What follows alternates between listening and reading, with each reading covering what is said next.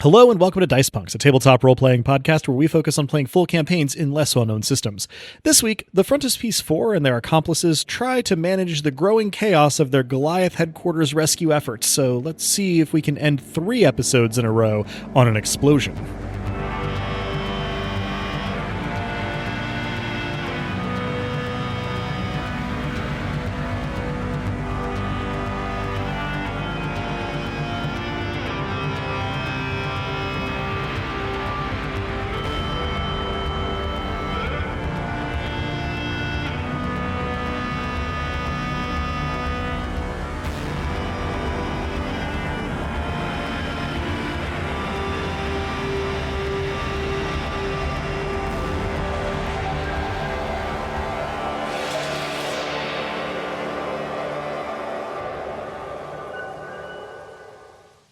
Hello and welcome. I'm Adam, your friendly neighborhood game master, and joining me are... Hello, I'm Drew. I'll be playing Hecate, who is large and in charge of charging through large front desks. Hi, I'm Robin, and I won't be playing John Wick for copyright reasons. Instead, I'm playing Cal Armitage. Hi, I'm Dez, and I'll be playing Matchstick, and I'm in. Hello, my name's Nick, and I will be playing Ohm, aka Ing, an android pacifist, so you could say they do not want to bang. Well, thank you all for those introductions. Let's get right back into the action in progress, and it is fairly literally action in progress this time, with our recap of last time, courtesy this time of Ing, sorry, should use crime names, Ohm. Take it away. Right, so there we were, engaging in some light surveillance to try to break Haru Hiryu, Sammy Chang, and some other political dissidents out of the extrajudicial holding cells at Abe Goliath Black Site. There were a few peals of thunder. Boom. Boom. And I'm not sure how much you know about space, but thunder is very uncommon here. Transformers exploded, and that created enough of a distraction. The Goliath forces were in disarray, so Cal and Toma pretended that I was their prisoner to present to the guards up front, and I'm not sure if the ruse would have lasted very long, but it was long enough to get the jump on them and to take them down with a stun gun and a light taser. Things didn't get easier inside. There were 3 Goliath goons and a secretary named Piper just inside the doors. That was the end of the stealth mission, and things got loud. In the aftermath, we distributed the guards' non-lethal rounds, armor, and ID badges, and moved along. I brought some animal drones inside, flying, some crawling, all in the shape of cute robotic animals. More goons passed the entrance, and when we took those down, we're doing really surprisingly well so far. In any case, there were some reinforcements that were going to come down the stairs. I called up trying to impersonate one of the downed guards, and it might have worked, or, well, we didn't hang out long enough to find out.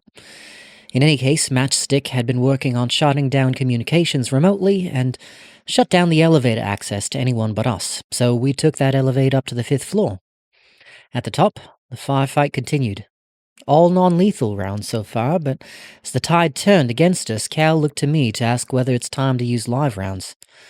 Was she asking whether it's the right thing to do, or asking whether I'd hate her if she takes more lives? She and I have a long and overdue talk about what she did to Lou, and I hope we get a chance to do it. In any case, Matchstick is broadcasting something deafening into the Goliath earpieces, and we've found some of the prisoners, and there's a bomb drone that's exploded one of the walls. So yeah, we're starting this particular part of the story with a bang.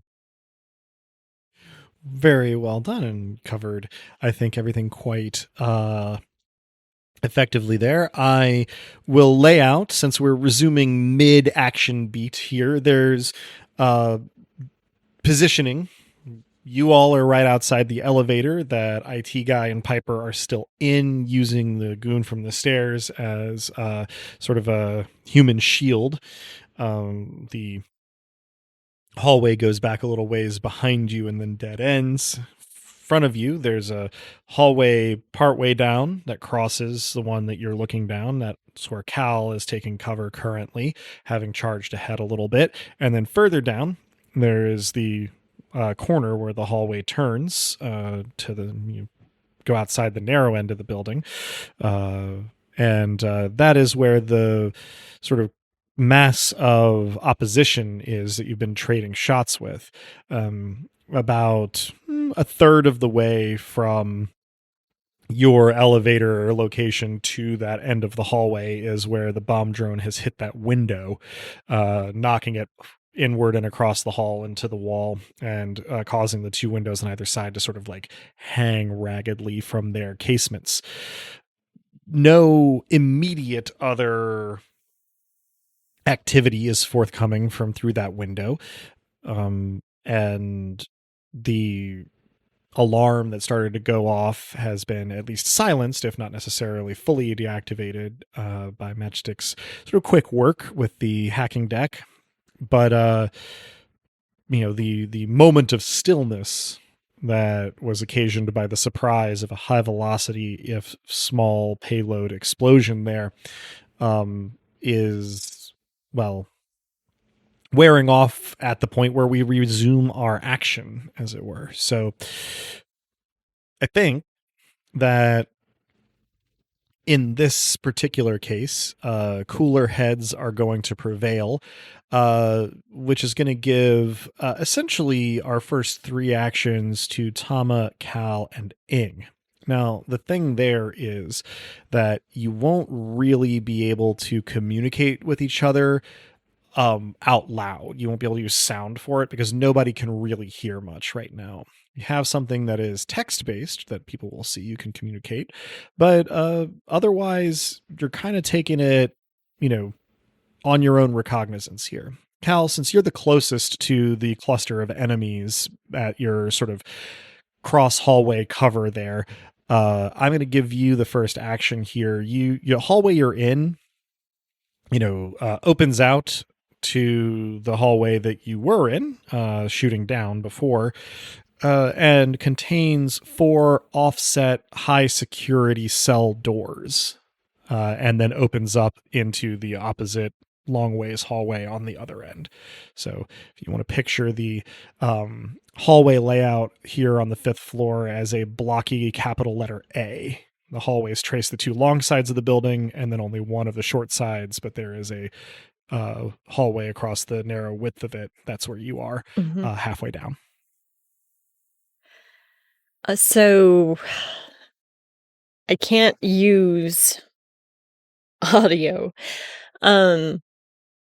What I will do, I think, is look back at the squad still near the elevators, gesture wildly, and then point with my gun briefly with I'm dual wielding the sticky shocker and the automatic carbine. I'll point with them down the hallway and then lay down suppressive fire. What I would like to do, let me figure out, I should have opened up what the moves would be. This would be pinned down because I don't think that's on cooldown. I will continue to fire at the group with the sticky shocker, but I'd like to pin them down using the rubber ammunition into the any fluorescent lights that are overhead. Let me consider here. This building, it hasn't come up before. It would have been something that you would be aware of already. Uses like recessed lighting, like you would see in a classroom or an office. You absolutely can fire into it. There is no hard guarantee that your rounds, especially the less lethal ones, will pierce whatever material is covering these. If it's what the windows are made of, then you probably are just going to get at best ricochets. But if it's like normal institutional plastic, then they'll probably at least crack it and pop through after a few shots. So it's a gamble, but it's one you can take. Okay. And it's a floating style. So what you're saying is I just have to roll well. Or that I'm essentially going to be like, if you hit the fixture, I'm going to be doing a bit of a like dice-based coin flip to just kind of decide in a fair manner how Goliath has outfitted their building. 50-50 chance that they cheaped out, or that they, were driven enough by Barlow Hawthorne's ego to fortify their light fixtures on the prisoner floor. Am I still rolling with advantage and a extra +1? That's actually a really good question. I hadn't considered the effects of attacking two targets. Essentially, the people with the sticky shocker certainly will get the +1 because, you are dealing with police and other security forces. And I guess, really feel like giving you differentiated roles there. So I suppose I'll allow it with the +1 on the light fixture as well. Okay. And will this be cool, or this would be quick because of... This will be quick, plus my gun go pew pew. Yeah, so 5 total plus of 6. 5. Okay. 6, yeah. With I'm going to go for it. Do it. Whew, I got a pair of 5s. Nicely done. And the kit spare die was a 3, so whew. All right. Well, let me do my little coin flip here. Okay. So you sticky shock at the personnel, hitting one towards the front. And you hit sort of the center of the panel of the lights near them. And the less lethal munitions that you're using leave little like impact marks, but do not seem to damage the structure of the thing. It's possible that live ammo might. It's possible that live ammo might ricochet off in an unpredictable way. It's It's also possible that live ammo might get them to respond in kind. So that's not on the table. It's entirely possible. Right now. Yeah, that is true. So you have, however, prior to this, gestured your intent at your allies, which brings us to Ing. Could you remind me whether last session I already sent my drones out to scout ahead, or if I think that you did. Be a prudent next step? Okay. You did do that, and they're moving with a fair amount of caution because it's a relatively stark and close set space, and you are trying to not get them damaged or destroyed. But by the time Cal is firing the round we just described, your drones will have sort of made their way down the hallway near the sort of corners of the floor and ceiling. Not quite all the way to your opponents, but also peeled off and started investigating the hallway that Cal is using as cover a little ahead of where you currently are. So you now also have direct information on the 4 cells and the opening on the other end of the hallway as well. Okay. I think I'll go to the nearest of the cells then and see who's there. Okay. So you book it, sort of the direction that Cal went, around the corner, and, not trying to take cover to continue the firefight. You proceed into the hallway, and the doors are fairly fortified. I believe I compared them to like doors in a naval craft previously. They do, however, have like a little slot that you can slide back on the outside to like look into the cells.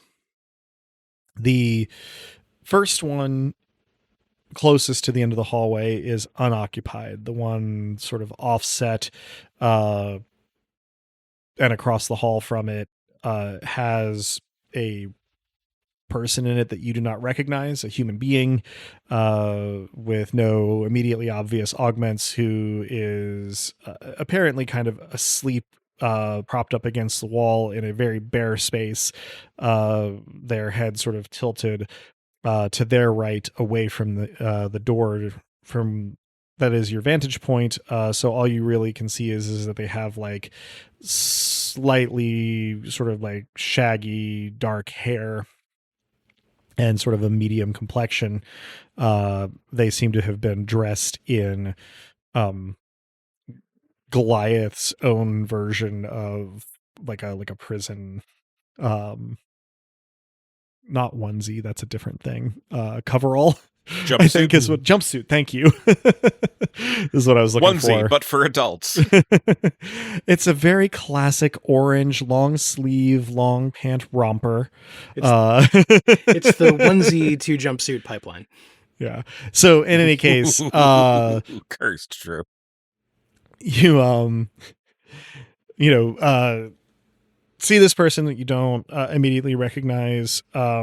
The third cell kind of proceeding back across the hallway will be, next action, your destination.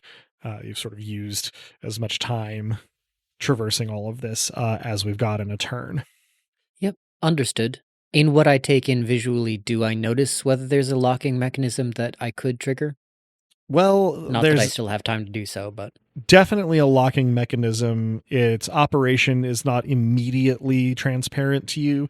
What is very clear is that you will need some sort of key, like a physical key, and not just like a card swipe or something. Okay. To operate it, there is a keyhole in the middle of each one of these doors. Okay. Good question. Tama, continuing with her previous inclinations and also, taking direction well from Cal. Last time she had taken one of these rounds to the leg and like gone down to one knee, and she simply stays there, braces an elbow on the knee that's up, and continues to fire down the hallway. I'm going to make a roll for her. Okay. She's not doing exactly the Bond movie move that she had last, because she got hit, but she's keeping up a stream of fire at the very least. So those are our initial actors. We're going to get some of the actions from the other end of the hallway in a moment here, and then we'll get our other player characters and allies. So I'm going to make a couple of rolls here. Okay. It came up last time that Ing is bigger than Rickarth, but Rickarth is still quite big. And one of the Goliath guards down the other end of the hallway has apparently decided that makes him a good target. And he gets all 3 rounds of one of these bursts, like direct to the front. And he is like not unconscious, but he does fall over under this barrage, and sort of barely keeps his grip on his own firearm.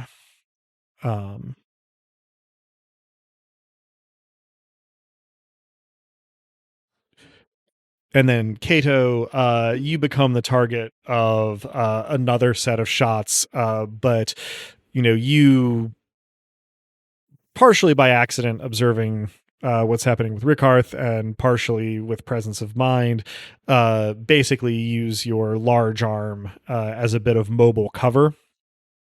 And the only damage seems to be superficial. It will take some tinkering to make sure that it does not introduce mechanical faults through additional wear and tear, but that is not what you're worried about right this instant. So Rikarth is not going to get an action this turn, but Kato and Burn, don't know why I couldn't remember your name for a moment. Kato and Burn absolutely will. Okay. It's good that the big arm is doing its job. Can I block anyone else from the line of fire with it, since it is merely getting dented? Or is that unnecessary with the geography of where we're at right now? You could use the window. That's a good point. That got blown into the hallway.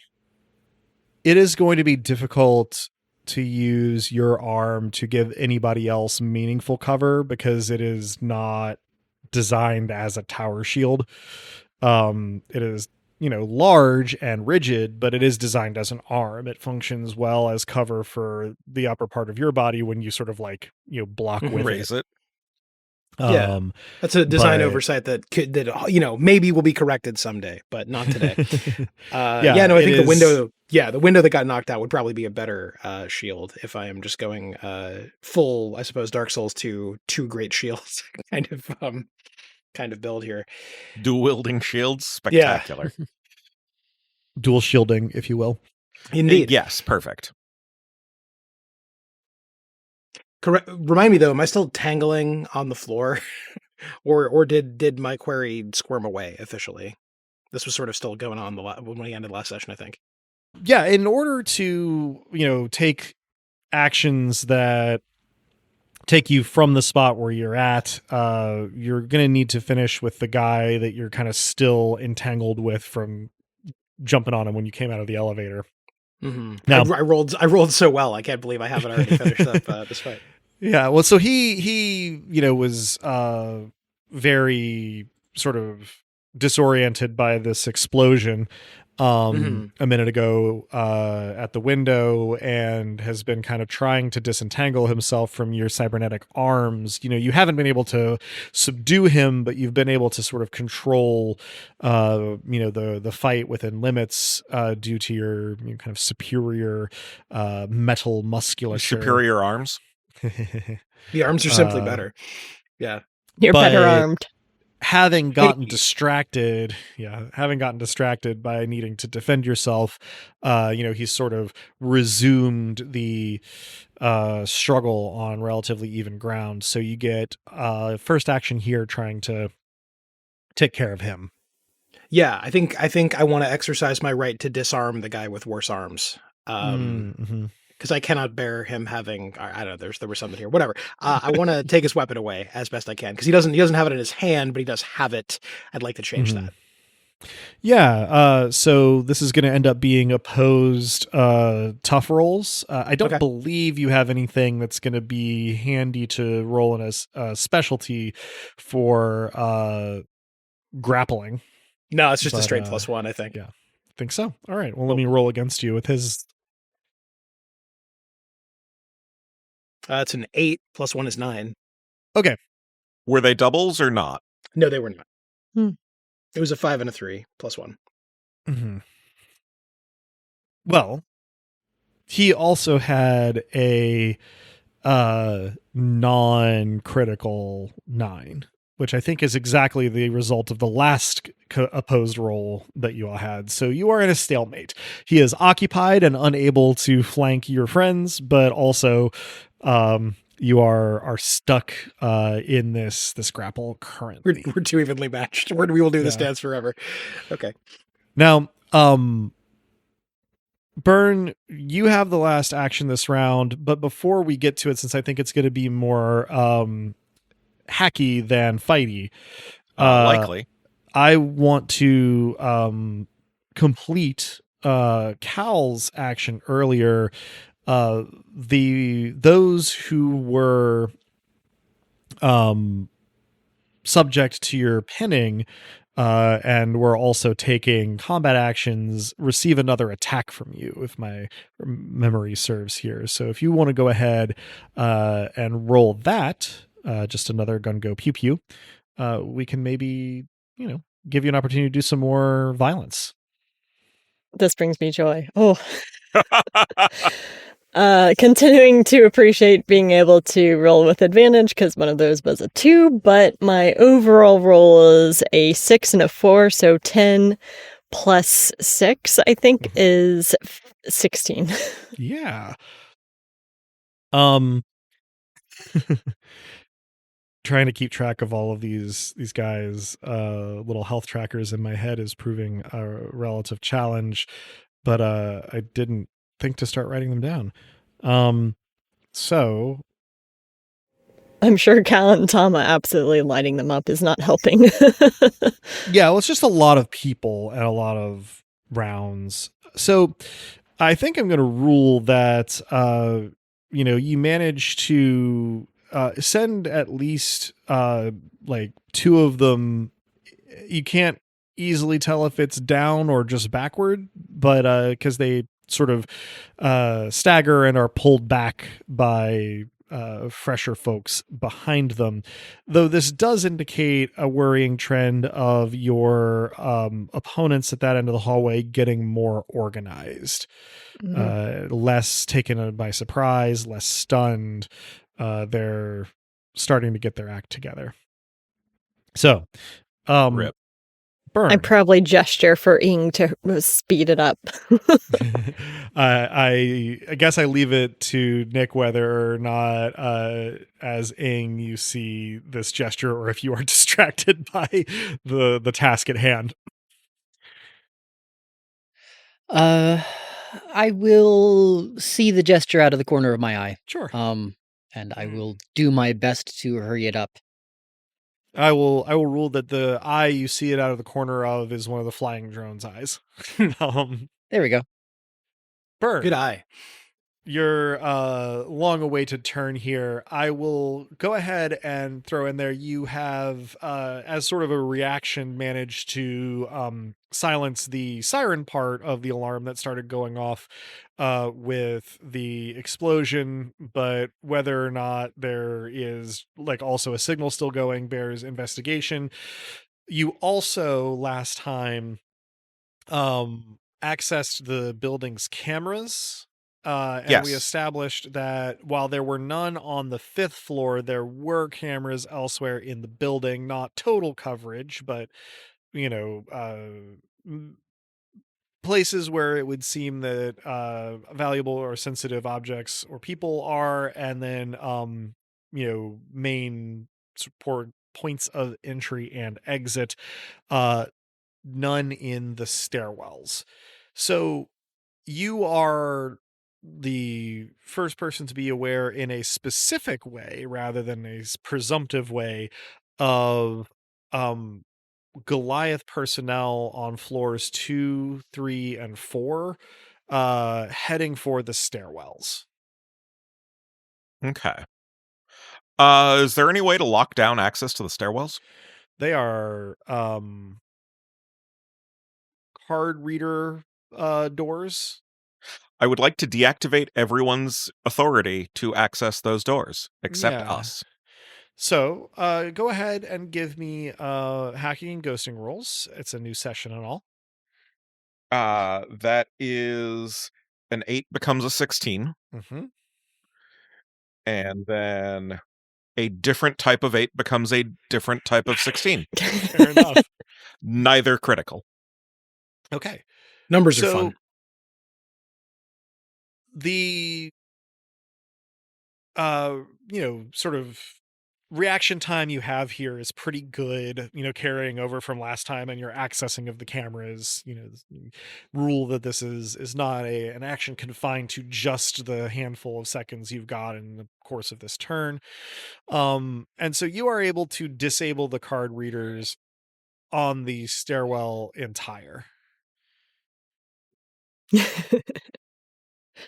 Oof. This certainly buys some time. How much is not entirely clear, because they variously on whichever floors. Floor 4 has somebody who, appears to be dressed more importantly, fishing out like an analog key.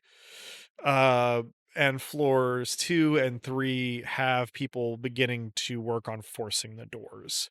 So you have. Can I overload the lock mechanisms to fuse the doors?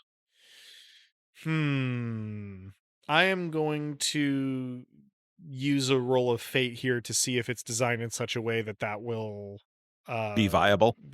Yeah. It's not the way I had pictured it, but that is a way that doors sometimes are set up, and I did not make any specific hardware decisions before this. So let me do a little fate roll. Unfortunately, these are you could short out the electrical systems, but they are installed in the walls, not in the doors themselves, and they just operate the bolts. Yep. And so they can also be operated mechanically in the presence of a key. Tragic. So, yeah. It would probably be giving them too much credit to imagine that they had foreseen this particular scenario. Yeah, no, this is just, I assume, how things were set up by contractors rather than how they designed the system. That seems likely. Reinforcements are delayed somewhat, at least, thanks to Burns' timely intervention with the locks. But that's not the only Can I also, during my turn, have pinged Ing to explain the status of things? I think probably you. If not, then I'll do it in. Yeah. Gonna need to make that a separate thing. Yeah. Okay, cool. It just has required some concentration. That's what I was looking for. So, reinforcements from Goliath are going to be delayed by the doors, but particularly Cal, you are in a good place to see the end of a ladder clack against the area where the window was blown out. This is remarkable for a couple of reasons, not least because the window is like a good 5 50 floors feet off up the ground. This is a long ladder. Mm-hmm. I'm hoping it's likable, or at least a friendly. And you have to, however, kick off this next round without necessarily knowing who's going to be coming up that ladder, because the presence of the ladder is all that you have seen so far. With that in mind, since Pin Down is on cooldown, I think the logical choice is to take cover. Like, I think I'm technically undercover, but I can make a ranged attack and then essentially further cover myself around the corner, maybe kind of jut into the edge of one of the cell doors to provide myself additional cover from whoever's coming up the ladder. Gotcha. That will involve moving a fair bit down the hallway. Like, I thought I was like... The corner that you're shooting around is a good 8 feet from the first cell door. Ooh, okay. Well, no, I'm not going to do that. I'm just going to make myself a harder target around that corner. And that's perfectly functional. Thank you for that clarification. No I don't worries. want to move 8 feet further away because I'm trying to provide enough cover fire to prevent them from trying to navigate down the opposite side of the hallway. Indeed. So yeah. I should have been doing something better because I just got 2 6s and a 3. Oh, wow. So removing the 3, 2 6s, I am once again dual wielding both the rubber bullets and the sticky shocker. Noticing that they seem to be getting more organized, I think I'm going to change up, and feel free to veto me because I am doing this after roll, but I want to do something while I'm taking cover to sow some chaos and like maybe take out the relief troops behind, or bounce the rubber bullets such that they think they're taking fire from multiple directions.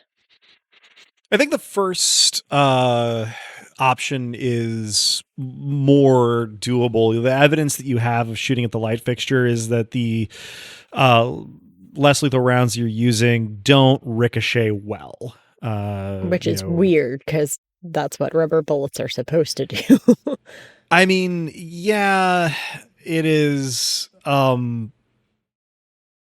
they're not really used that way, so as we've seen. No, they're just used to break people's arms by shooting them directly.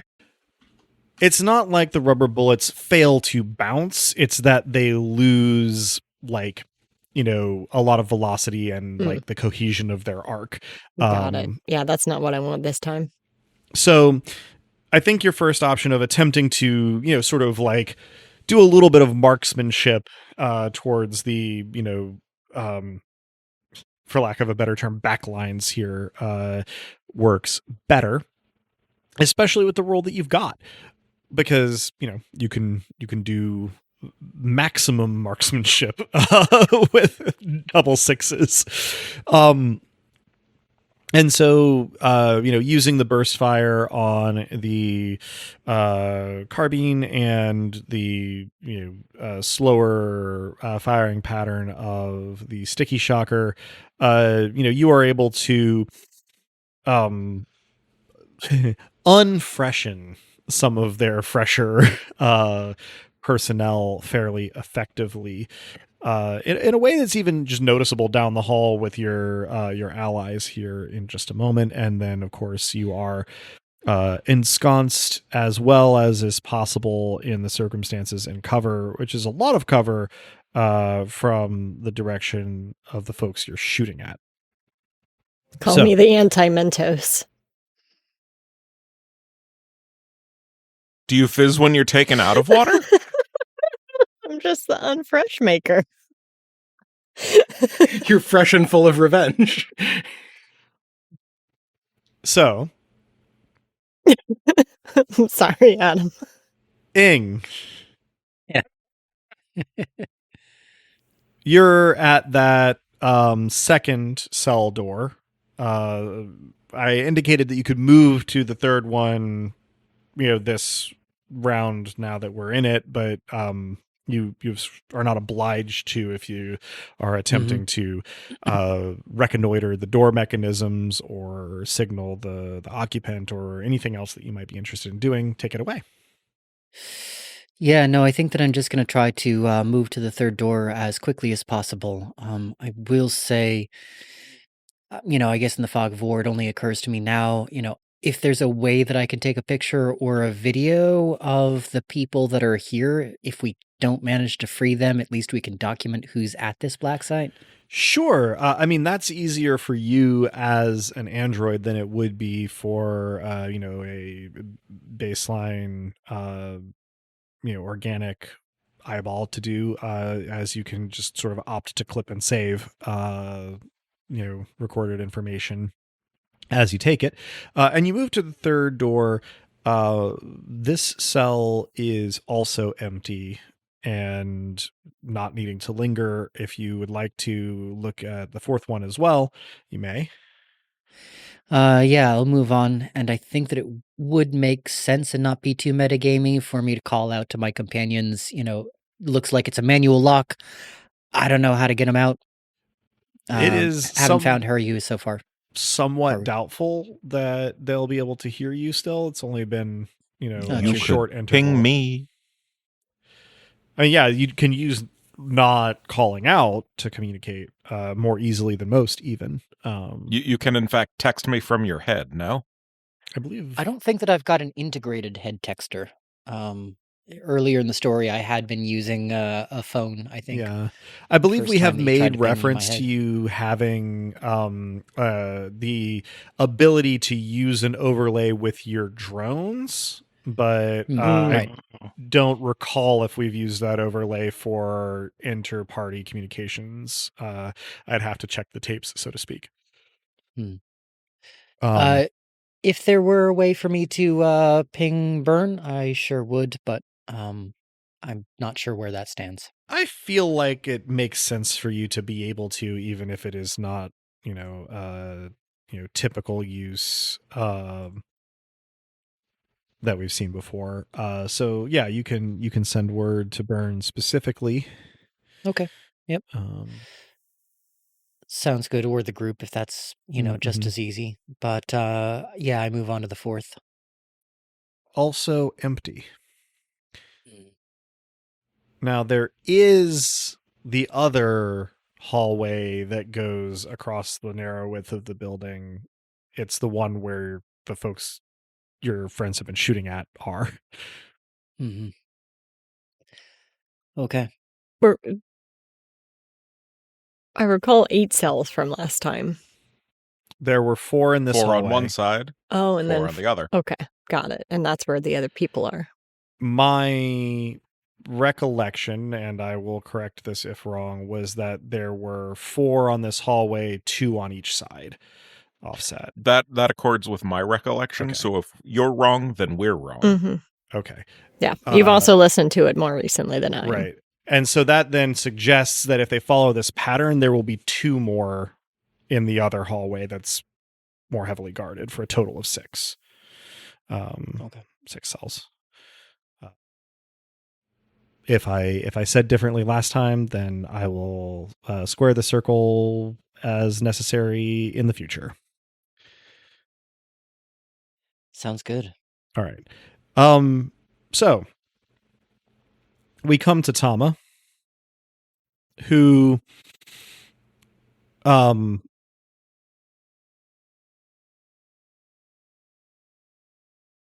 trying to decide exactly what you do in this situation. Tama, who drops the mag out of the carbine, catches it and flings it forward down the hallway, specifically sort of sliding past where Cal can see it. Given that it is hard to communicate verbally, Cal, it takes you a moment, look at the magazine back, kind of glance from, your cover in Tama's direction and see her waving a full magazine. She's out of the rubber bullets.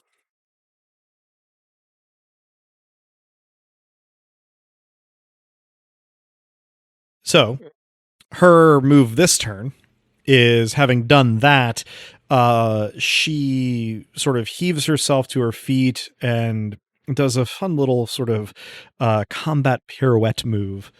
Can I point up at the light when she gestures that she's out? Yeah, you can. And so she does this sort of little, spin to stand up more fully behind the goon that you were using as a human shield, and gets her live ammo magazine loaded in. That's all she's really going to have time for this round. Rikarth is sort of rolling onto his shoulder on the floor going, he's gonna be a moment rejoining any active tactics. Kato, you are grappling with the elevator goon. Not much to do but to try and successfully grapple with the elevator goon. I think I will spin on the wheel of samsara with the elevator goon one more time. Very good. Now let's get those opposed rolls. Oh, Jesus, that's a 3. Plus 1 is 4. Prep. Yeah. Yeah, that might be worth doing. I think it is. Yeah, I do have a personal prep left. So, now's as good a time as any to spend it. I'm going to do that. And how's our group prep? Group prep is at 2. Okay, so that's me spending my personal prep. Group prep's at 2, and the added die is a 5. Okay. So that totals to... Yeah, my tough is +1. So 3 plus 5 is 8, so a total of 9. Yeah. Yep. Which is exactly what I got last time unassisted. So yeah. Roll badly, goon. So,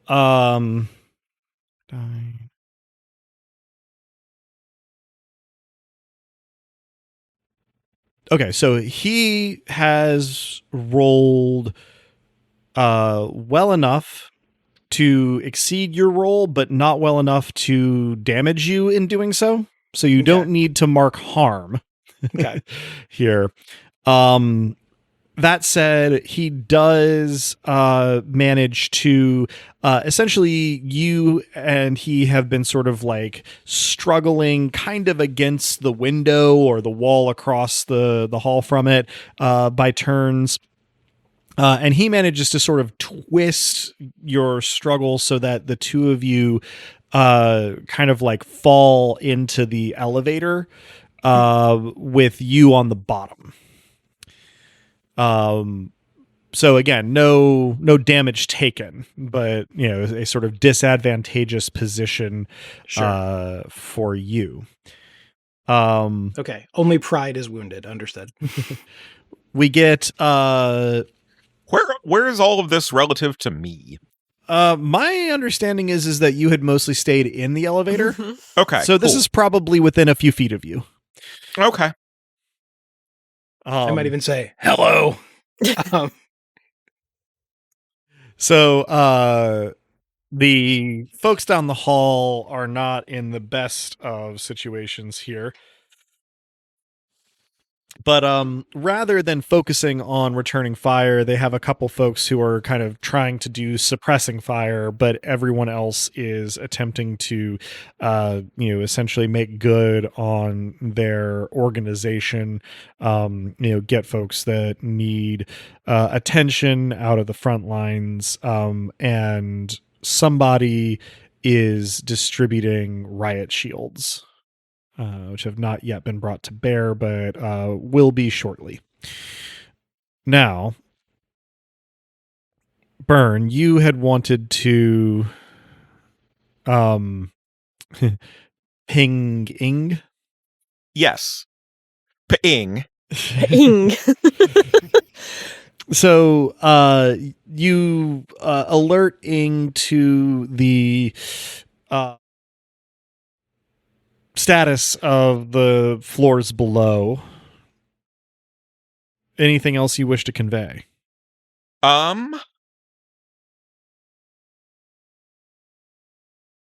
No, because I think that I may try to kick the dude in the head or something.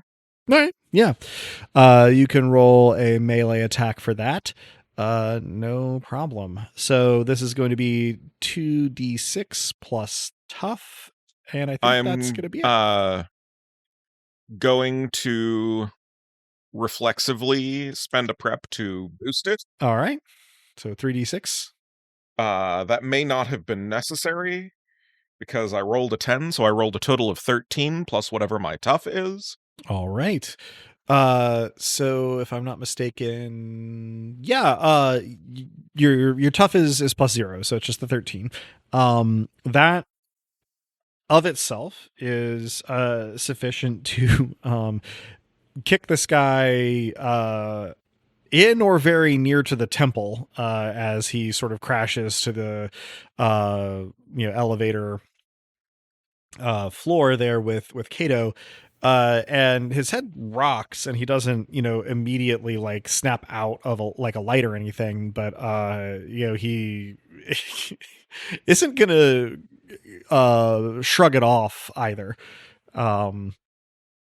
You may be wiry and oddly proportioned in some ways, but you did connect strongly with a relatively sensitive area, and that's gonna have. Yeah, we've also established that I'm a scrappy little shit. That's true too. So roughly simultaneously, an unfamiliar android comes rocketing up the ladder. demonstrating that this has not maybe actually been a step ladder this whole time, but some sort of like magnetic induction ladder for use by android chassis. And comes sort of like flying into the hallway and literally does just sort of like kind of clank into the ceiling and then the floor. And so it appears that Law Zero has arrived, though not in a chassis that is familiar to anybody here. That android does not have an action other than entering the scene this particular turn, but it is also not clear how many more there might be at the bottom of the ladder. The other thing that happens is that, let me look over at the relevant character sheet and make a roll. No. Piper, in the elevator, hands zip tied, has sort of been watching through the entrance to the elevator what she can see of this, including the melee sort of spilling into the elevator and Matchstick kicking this goon in the head, and she attempts to shoulder tackle Matchstick. Somewhat fortunately for Matchstick, she rolled snake eyes on that effort. And so kind of coincidentally, you are like moving back from the position in which you kicked the goon in the head, and she just shoots past you and sort of stumbles into the window opposite the elevator door, hands still bound together. But looking combination of embarrassed and frustrated. So let me get one more roll here. Okay. We've been taking Cal first. We're going to take Ing first this time. Ing, you are most of the way down the hallway that Cal is taking cover in from where Cal is taking cover, having looked at these cells, and your drones have continued to sort of fan out here. And so they have managed to see that the if you were to poke your head out of this other end of this shorter cross hallway and look to the right, you would see where the stairwell comes up to this floor. Drones don't see anything over there just yet. If you were to look to the left, you would see the corner where the hallway, long hallway on the other side of the building from where the elevator is, connects to the hallway that the goons your friends have been shooting at are sort of concentrated in. And in looking down that way through your drones, you see that there are 4 Goliath goons, carbines at the ready, riot shields in their other hands, jogging down that hallway toward your position.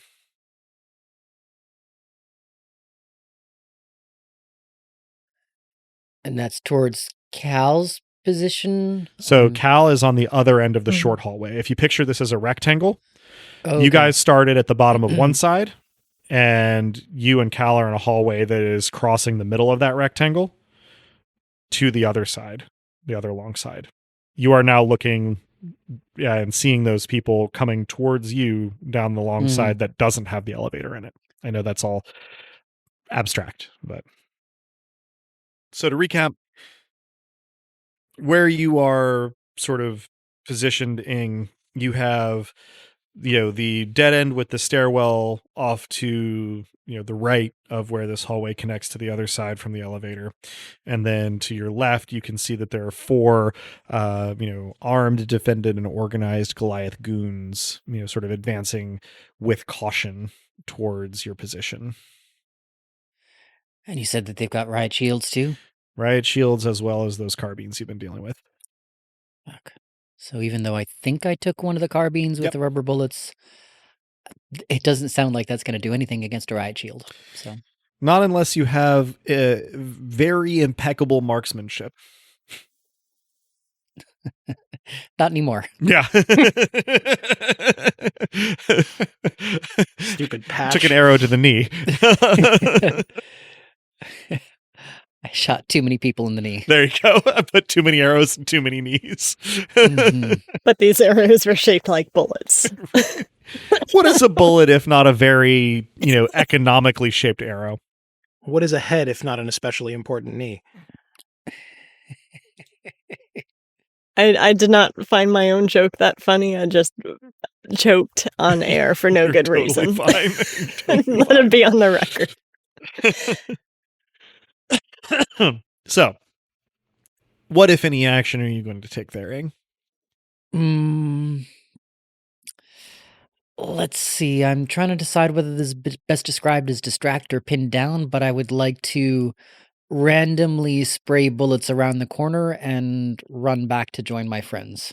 Okay. To try to buy some time and warn them we've got incoming this side. You could choose whether you are intending this to pin them down or to distract them. I think it could go either way. Either way, roll your 2d6 plus quick, because you don't have any combat skills. Specialties, No. rather. Okay, 2d6 plus quick. So I get to add +1 to this one. Double fives. Oh, not bad at all. So 11, I suppose, total. All right. Could I put a note in favor of distract, since that would give anyone else who attacks them advantage? So, Ing, you spray and pray with the hope of distracting these goons. And it's only through the sensory data from your drones that you really see how successful you actually were here. If it's okay, my ruling would be that you have so thoroughly suppressed your old combat routines that you kind of don't put two and two together in terms of what you've been seeing, just in that one kind of panicky moment, with one trigger pull equals 3 rounds. So you just start squeezing the trigger, rapidly, but you don't have the response to recoil that a fleshy human would. And so it doesn't just go all over the place. It's not pinpoint accurate by any stretch of the imagination, but you essentially empty the better part of a magazine of these less lethal bullets at the top edge of the line of riot shields, causing not probably any substantial damage, but certainly a lot of cowering and flinching and as rubber munitions and pieces of rubber munitions whiz past heads and bounce off helmets and such. So all right, mission I'll accomplished. count that as victory. Yeah. Okay. So our next player's turn is going to be Cal, but in between, that android who rocketed up into the hallway sort of makes a very sharp 90-degree turn towards the formation at the end of the hallway, and dashes quickly in that direction, while also unlimbering a weapon from somewhere amongst their various greebles and clothing, and begins to fire. Now, this is not the now familiar report of the Goliath carbines, but that does not make it clear what exactly is being fired.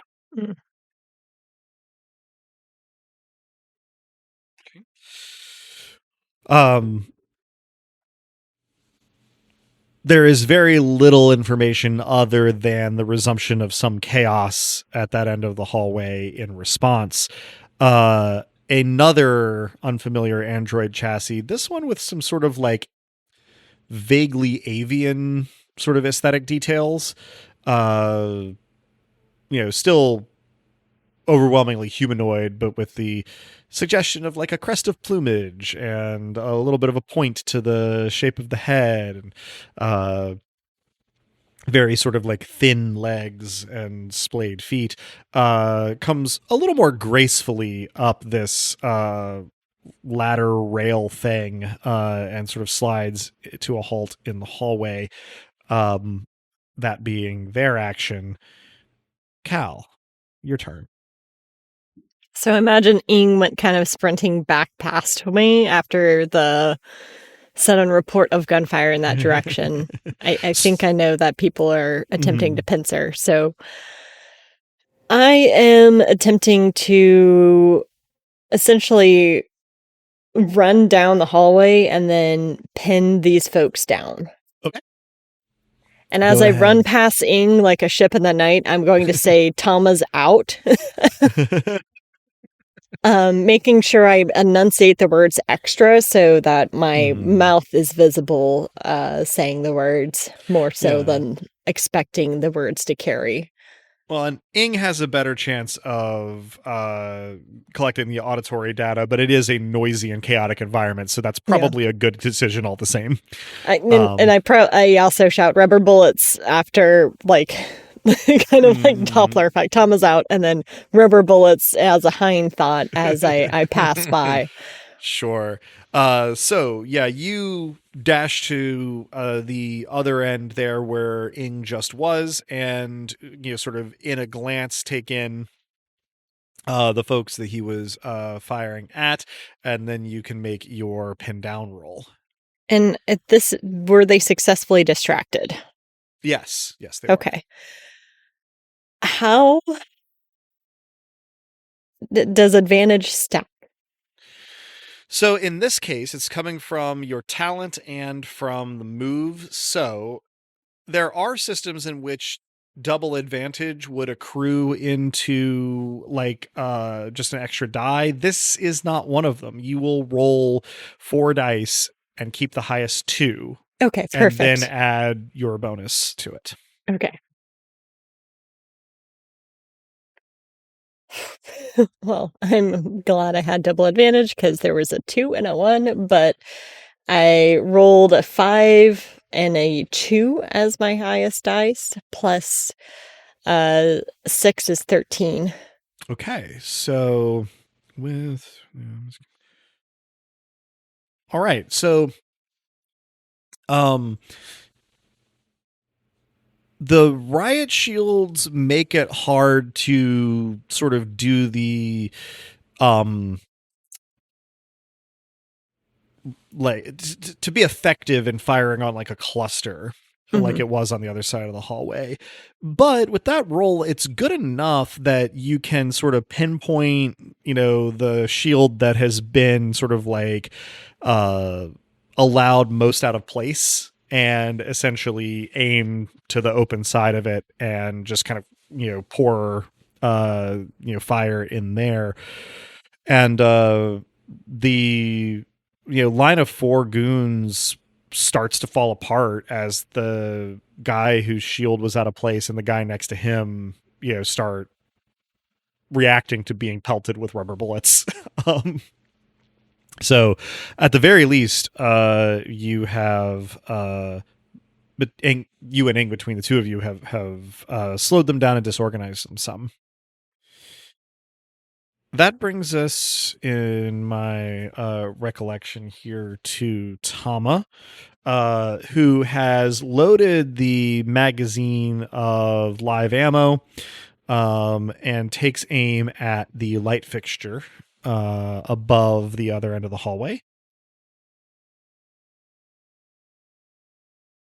It was already noisy. There is more propellant in the live ammo, and they go quite a bit faster. And so this is even louder. Although actually having some of the windows blasted out makes the echo less pronounced at the very least. That said, she blasts apart this light fixture very handily, and that what I think is like a mercury compound in those tube lights comes floating down in a cloud of shattered glass and plastics, and partially obscures the response from those being shot at in this way. Rickarth is no longer lying on the ground, though he is leaning on a wall as he sort of works his legs back underneath him and gets back to his feet. For the love of God, they need to get behind cover. Yes. It's stressing me out. Very much do. Rickarth is perhaps the least equipped right now to have situational awareness. And for what it's worth, Tama is behind the stairway goon, so she's got cover of a sort. Rickarth is sort of the oddest one out here at the moment. Before we get to our elevator bit here, we've got some chaotic return fire that is rolling at penalty here, but does occur, and so interesting.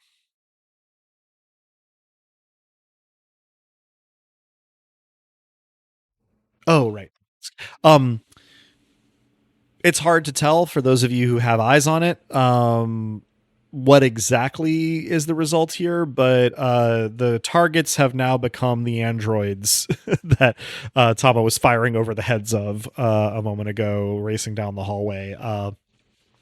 Hopefully they are as unbothered by whatever did hit them here as Ing and Kato have comparatively been so far. Kato, you are on the bottom of the elevator with a goon on top of you who is reeling from having been kicked in the temple by Burn. Yeah, I'm going to try to take advantage of the goon's stunned state, get him off of me, if possible, disarm him as well, if even more possible. Sure, go ahead and roll with tough. Sure. Come on, dice. Yeah. That's an 8 with the +1.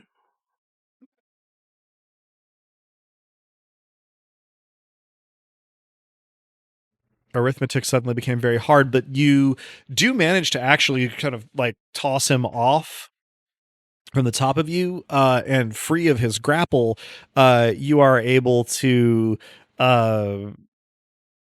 partially because of your cybernetic arms sort of like grab the carbine and like near the clip point to the combat webbing in one hand and then the combat webbing in the other hand, and just kind of shear the plastic of the clip so that you now have the gun in one hand and it is away from him. The IT guy is still in the elevator with you, just kind of cowering in the corner, having been and the secretary zip tied. The secretary is not in the elevator. Remember, she went careening out into the hallway when she tried to tackle you. Okay, yes. Yeah.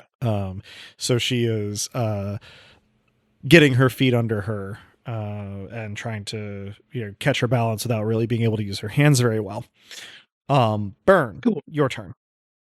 Before Burn does anything, I do turn to Burn and say, just as we planned. I will snort just like Adam did there. Canonical snort. Mm-hmm. And yeah. What else can I do with the network as it is? Well, I mean, there's a lot that you could do. You could operate any of the printers or scanners. You could update or roll back updates on any of the terminals. More usefully, though, you continue to surveil the process of the Goliath personnel trying to get into the stairwells. They're, working on it. And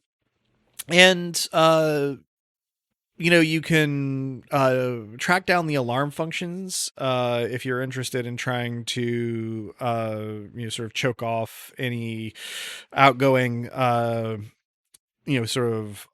rather ongoing was what I meant to say, alarm signals in that regard. You can check I had already, if I recall correctly, stated that I was continuously checking for any outgoing signals so that I could stop that. I had mentioned at the end of last time that it was going to be sort of like another thing to do this time.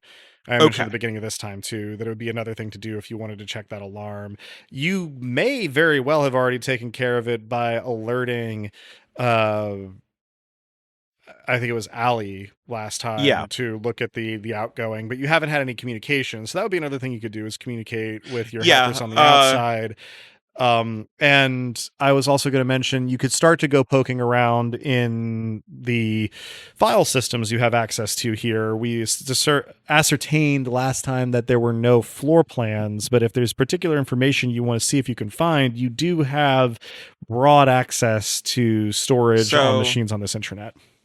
4 things in order of priority. Monitor for signals outgoing, contact Allie, turn on the audio of the alarms at like 190% volume on the floors where the chuckle fucks are. Not our floor, obviously. And then start trawling for interesting data. Okay. Good. Those will certainly happen in stages, as they're, of course. That's why I offered it in order. I appreciate that. First thing then is that the alarm that was going off at the beginning of today's session is still attempting an outgoing signal, but you verify that it is being interdicted, probably by Allie, possibly by Law Zero. Cool. And then alongside that, you are looking into what it's going to take to isolate different sources of alarm sounds from one another to be able to do your noise attack. I mean, let's be real, this is just a noise annoyance. But progress being made there. So we start moving sort of through the order here again. Trying to think if anything would have changed, but I think we have just standard kind of action and reaction here. Now that Cal is the one looking down the hallway with the 4 pincer movement guys, we're going to start with Cal. Your action for this round.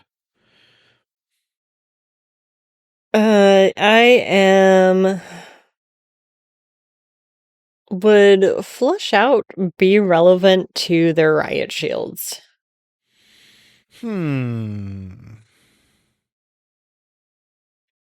I think that figuratively, yes, you can attempt to cause enough of a problem that the,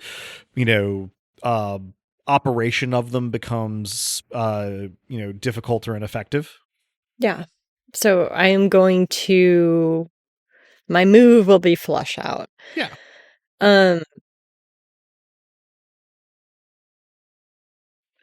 I'm assuming the riot shields are pretty standard in that you can either protect your head or your ankles, but not both. So, and currently they are sort of hunching behind them to try to get head and center of mass, but this does leave, lower body less protected. So go ahead, roll that flush out attack. Oh, okay. That is a 9. Plus 6 is 15. All right. Nice. So you fire a couple of bursts at their feet and ankles, and players, listeners, I don't know if you've ever done this, but I do this a lot, where I'm walking at a relatively normal speed through a room, and then I bang my shin on the sharpest corner of the sharpest piece of furniture. Mm-hmm. I invite you to imagine that sensation amped up to the point of, low to moderate velocity, less lethal munitions from what's really not that far away, in the grand scheme of things. Suffice to say that these guys are starting to doubt the efficacy of their riot shields in this situation, which makes sense as they are designed for, well, riots and not for firefights. Exactly. So, if nothing external changes, the result of this for your next attack on these guys is that the riot shields won't really be a factor. At least not until they get an opportunity to try and bring them to bear again. So, Ing.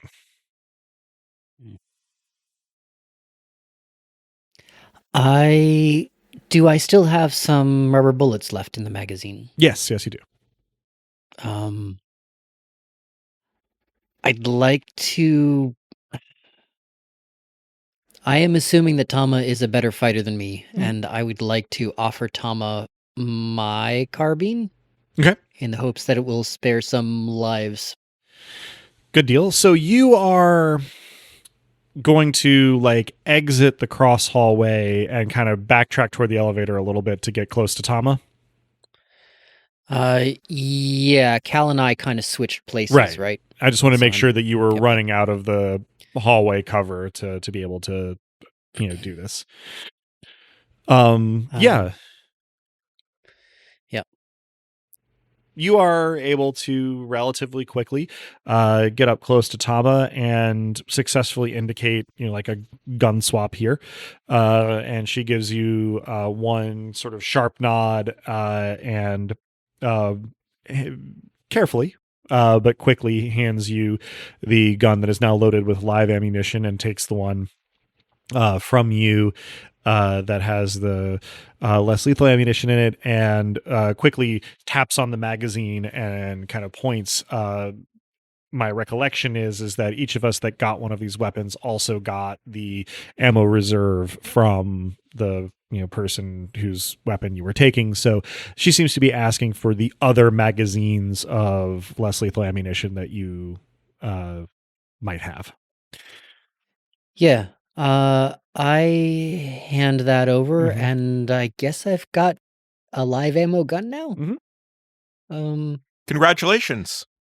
Not what I'd been intending, and I might look a little bit flustered, but I don't give it back. Sure.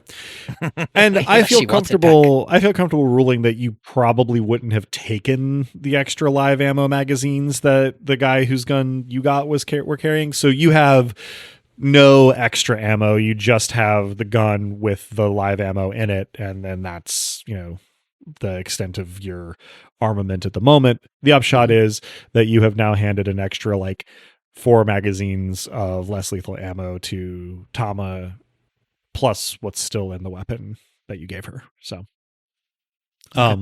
she has done all of this with one hand on the human shield goon to sort of try and keep him in place during all of this, but during this operation he has started to sort of try and break away, sensing an opportunity. So her action after yours is going to be to attempt to keep him subdued enough to continue to act as a human shield. That's probably an uphill battle because he's been in the middle of a firefight for the better part of a minute now. That said, Tama is strong, deceptively so to look at her, and relatively experienced. And so she makes the trade-off of kicking the back of one of his knees so that he sort of goes down on his knees and bends forward a little bit, meaning he can't get away, but also that he provides less great cover. Tama is short enough that it's still like kind of 3/4 cover for her, but you feel very exposing. So, Rickarth has managed to get back to his feet. He looks a little worse for the wear, but he runs toward where Cal was when Cal was taking cover on this end of the hallway, and attempts to fire towards the opponents on the other end of the hall without hopefully hitting the androids that have entered the fray. He doesn't seem as aware of them as he might have been if he was upright when they were joining the fray. So let me roll for him. Okay. He doesn't hit the androids. It's unclear if his shots have any effect beyond that from where everybody else is. In the meantime, the folks on that side of the hallway are going to return some fire. And all right. Well, one of the androids that's headed down there gets like lit up with this less lethal ammunition. And it's, again, hard to get a good view on what's going on, but you actually see some like of the plating like come flying off if you're on this side of the melee to see it. Damage has been done. Someone from a little bit further back seems to have identified Tama as a like high priority target here. And she's wearing like tactical gear, and so this is maybe not as big an issue for her as it would be for somebody who wasn't, but she takes a 3-round burst of these less lethal projectiles to like the head and shoulders, and starts to sort of like stagger back from the goon she was using as a shield. It was a remarkably good shot toward her. I believe that makes it Cato's turn. Okay. I think with the carbine trained on its former bearer, I gotta zip tie that guy. All right. I'm gonna not just shoot him because we have a pretty good record for not wantonly killing people. Yeah, that's the plan. I still have some zip ties, I believe, from when Tama chucked a bunch my way. Yeah. So you keep the gun trained on him, and you go to start zip tying him. It is a process that he does his best to balance on the razor's edge of forcing you to break some of his bones with these less lethal rounds from up close, but it is getting done. It's going to take a moment as a result of his incomplete cooperation. I say, I would like very much for you to walk away from this. Ultimately might be your decision, though. He literally rolls his eyes while he's like trying to like keep his wrists far enough apart that he could get them out of the zip tie. Fucking toddler.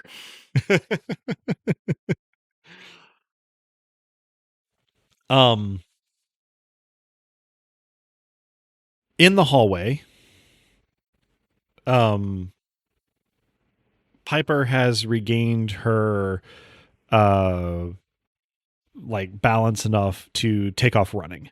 and she runs past where Tama is kind of staggering, and seems to be headed toward the other end. Ing, you're the only person on her path that could maybe arrest her progress at this point, at least before she gets to the androids down the hall. Are you going to attempt to snag her, or are you going to prioritize other things?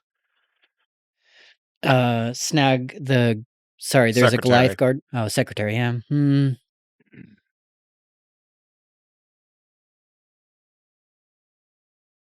I will... gosh, what can I do?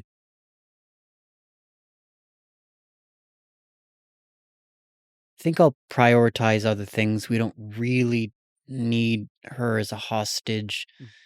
Did I see what went down when she tried to tackle Kato? I don't think you had a good... She tried to tackle me, but... Oh, yeah. Right. I don't think you had a good line of sight on any of that. Fair. Okay. I'm going to assume that she's not a threat currently and let her go. Gonna see if I can focus on orienting and rallying the Law Zero folks that are joining us. Okay. We'll get to that on your next turn. Okay. Burn, you have kludged together a workable system here. The alarm klaxons are not meant to be isolated floor by floor, and they are not meant to have their volume adjusted. But you have essentially just removed the, for lack of a better word, addresses of the fifth floor klaxons, from the system's firmware, and you don't have a volume setting that you can juice, but you can increase some voltages here and there. And excellent. It'll either it'll blow up the speakers, or it'll blow up the ears. It'll either be successful at what you're trying to do, or it will destroy the speakers themselves, as you say. And so, you hit go on that, and you're not entirely sure what the end result is, because it's real loud where you are, and so it's hard to tell what's going on other floors. I can't hear it through the floor? No, probably if it were just the AC hum and quiet conversation, it wouldn't be an issue. But in addition to all the noise here, you're still dealing with the residual, like, ears ringing from all the other stuff in the last 90 seconds. So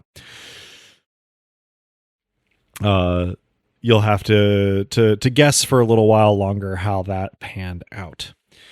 The androids down the hallway are closing into melee range of the group of Goliath personnel down there, and it has become a tough to parse snarl of chaos as a result. I'm going to make a couple of rolls for them. I'm rooting for the bird one. No one is shocked. I imagine a elegant secretary bird. The kind that steps on cobras? Yes. That's the one. So, before we head back to the top here, on the elevator side, a third android comes up the rail here. This one wearing sort of an off-the-rack combat chassis that, anybody who's seen androids working security or military would have seen before, and lands more or less directly in front of where Piper is running. She brakes hard to the left and goes, seemingly on purpose, out the window. You lose sight of her as she goes over the edge. We're 5 stories up. 5 stories up. That's a decision. Yeah, that sure is a choice, but unfortunately you can't protect people from themselves sometimes. Truer words. So, not much to be done about that right this instant. On the other side, the stair side, within a couple beats at most of this, another one of those bomb drones crashes into the window directly next to the 4 Goliath guards. It blasts the plate of the window into them.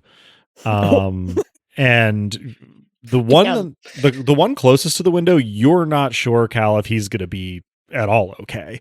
The others are not in like life-threatening danger, but they are now like in a heap.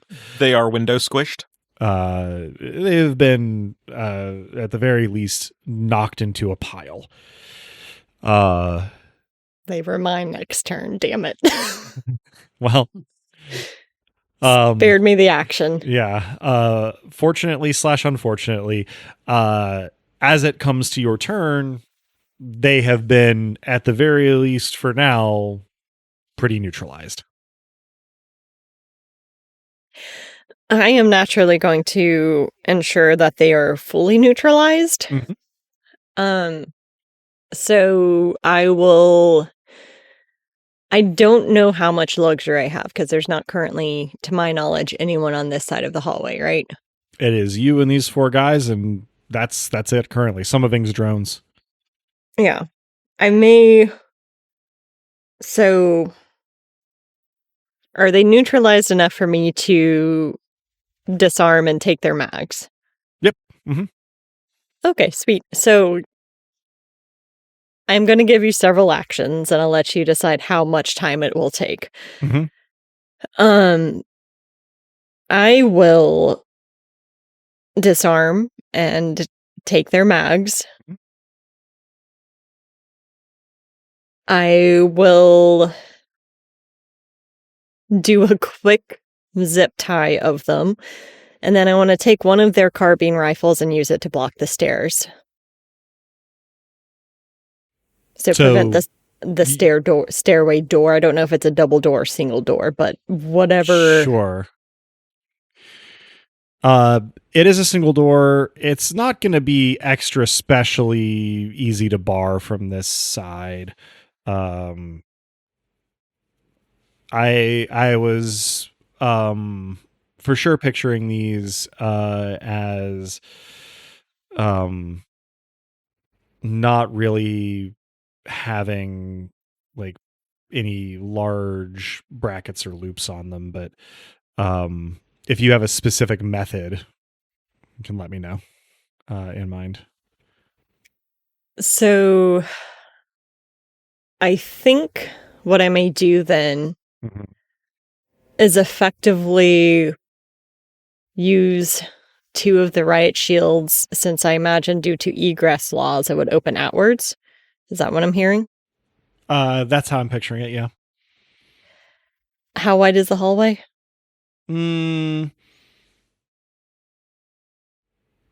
6-ish feet, a little more. I'm going to set up the riot shields to attempt to wedge it from opening out. Okay. May not be a permanent solution, but it would sure make it difficult. Sure, yeah, it would be an extra barrier. So yeah, we're going to say that in the time it takes for your turn, you can run up and start grabbing these things, and then we'll, see to the rest of that maneuver as we proceed. Ing, lots happened in your vicinity since last we checked in with you. And I'm going to add one more thing, which is that thanks to the disruptions with the goons on Cal's side, your drones on that side have managed to round the corner at the sort of other end of the building where you suspect the other 2 cells are. And you can see that the Goliath guards have concentrated in that corner where they are sort of massing to continue the firefight with your allies on the other side, but that there is somebody who initially you're sort of like, like an officer, and then you're like, wait a minute, that guy's familiar. Although I guess your internal monologue might be a little bit more Australian for all I know. Or less.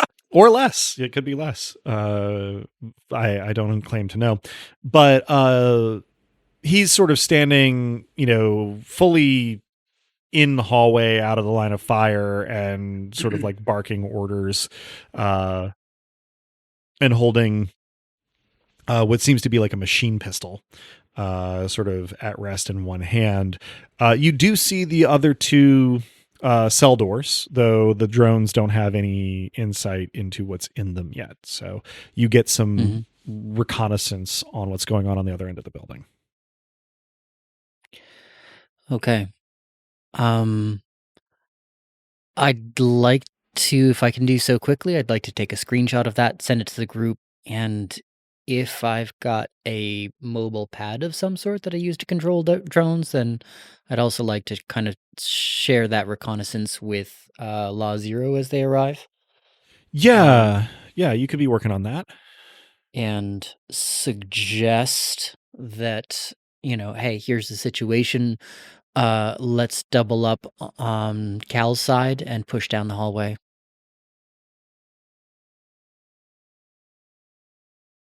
Yeah. I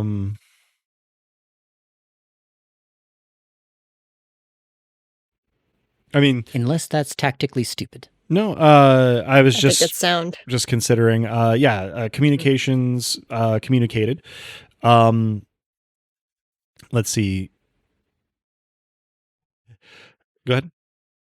And then you'd also mentioned that there's one of these fellows that looks familiar, and I am interested in that as well. Sure. That's the officer looking guy that you have spotted through your drones. So we'll queue up that particular query for after your lines of communication here. Tama is withdrawing. She sort of is staggering a little bit. She's realizing she's like exposed and, like not going to be all that effective, with her bell rung. So she, before the guy that she brought to his knees before can get up, she does a very, what's the word I'm looking for here? Graceless, just kind of kick to the back of his shoulder blades, sending him sprawling forward, and then starts a unsteady jog toward the elevator. Rikarth has taken up his sort of position and cover, but doesn't have a lot of clean shots down the hallway, and so starts to move toward Cal's last position on the other side of that short hallway, though he's dragging a little bit too. I'm going to make a series of rolls for how the combat at the other end of that hallway is going, and we'll see what happens there.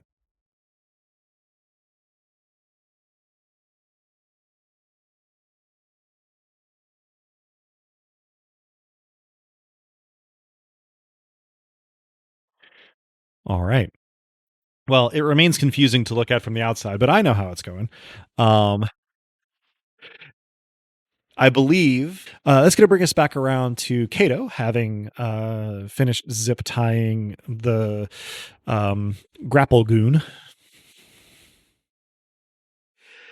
All right, I think I got to poke my head out of the elevator and see what else is productive. I definitely look over to Burn to, give him a sort of like, yeah, right here, look for the growing menagerie that he's now sort of babysitting.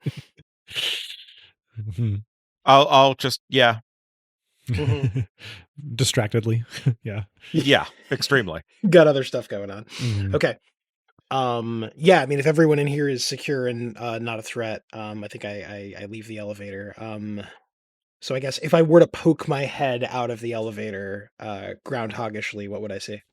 Thomas staggering towards you. Guy she had been using as a human shield sprawled out on the floor in front of her last position. Rikarth heading to the other side of the building. Ing, I guess, probably also moving more steadily and distractedly in your direction, because I think last we had left Ing, you were kind of in the hallway near Tama. So while you're doing your various communicating, probably moving toward cover, if I had to guess, even if only by reflex.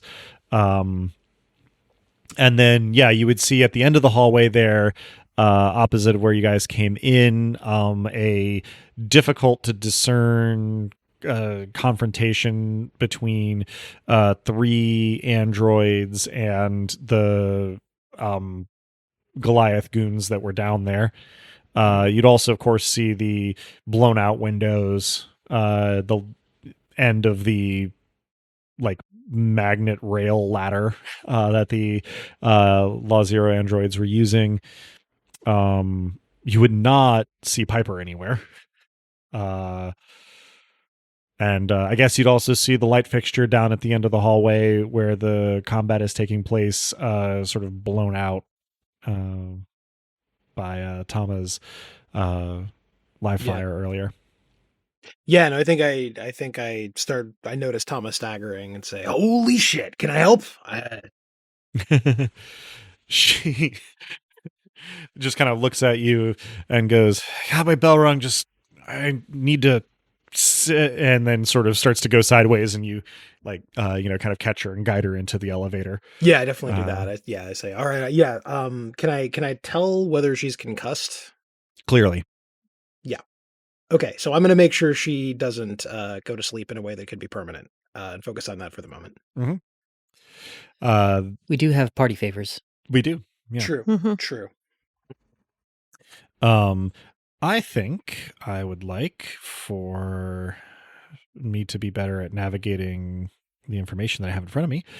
I would like to get from Kato a clever roll, so 2d6 plus 2, and I'm going to let you add cybernetics to that for 2d6 plus 5. Okay. That is a 10 plus 5 is 15. Okay. So you do break out your party favor, and you're on the edge of your expertise here, but you have some experience with both riot medicine and also with people like in pain or coming out of anesthesia or things like that you are trying to use to help out Tama here. The good bad news is that you can sort of see the spot on her forehead where this big welt is developing, where the problem originates. It's a real bad place to get hit with one of these, especially at the kinds of ranges you're dealing with indoors. So good thing you got a real tough bell. She kind of goes, think I had a bell founder somewhere in the, I don't know, 1200s. Fuck. And we move over to Byrne, who is on the stage of contacting Allie, I believe. Yeah. And so you are, status update, maybe not that terse, but, kind of checking in. And Allie equally sort of efficiently communicates to you, having done some squashing of outgoing signals, but also needing to essentially go to ground in both digital and physical way as a result of doing a lot very quickly, and apparently drawing some pretty august attention. It would appear that while there has been a lag time, as all this in the last couple of episodes has happened comparatively quickly, there is now station security attention and even like political attention on things that have been happening today. Go to ground if you can. Tell KNB to start messaging. You get back a little salute emoji, and then her like. Hopefully KNB understands by messaging I mean like political messaging. Yeah. That was what I was taking from it. So presumably that's what KNB is going to take from it too. Then after about another couple of seconds, Allie's, various sort of communication channels go their versions of dark, whether that's an out of office reply or is offline or a has never existed. Variously they it would be very funny if, as gracelessly as they enter digital spaces through brute force Kool-Aid Manning, like they do just cease to exist in sort of the reverse of that. And I mean, in some cases that seems to be the case. So we are gonna very quickly here take stock. We've got Byrne, sort of in the process of these communications, while Kato is in the process of helping to treat Tama. Piper has exited stage left, and chased by bear. Not quite in this case, though. In any bear case, was proximal. Yeah, there's a bear in proximity.